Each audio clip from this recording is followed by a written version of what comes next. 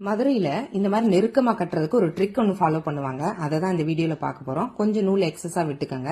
2 பூ மேல ஒண்ணு கீழே ஒண்ணு வச்சுட்டு கீழே 2 சுத்தி சுத்திக்கங்க. மேல அதே மாதிரி நாட் தான். மல்லிகைப்பூ கட்ட தெரிஞ்சவங்களுக்கு தெரியும்.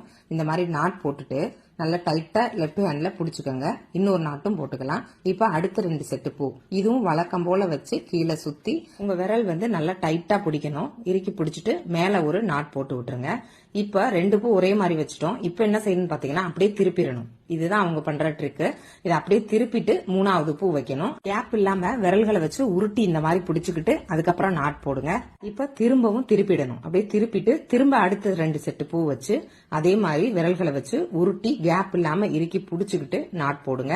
இந்த மாதிரி ஒவ்வொரு பூ வைக்கும் போதும் திருப்பணும். அப்புறம் உருட்டி இறுக்கி புடிச்சுக்கிட்டு அதுக்கப்புறமா நாட் போடணும். இந்த மாதிரி ஒவ்வொரு பூக்களா பொறுமையா வச்சு கட்டினீங்கன்னா அழகா நெருக்கமான மாலை போல வந்துடும். ட்ரை பண்ணி பாருங்க.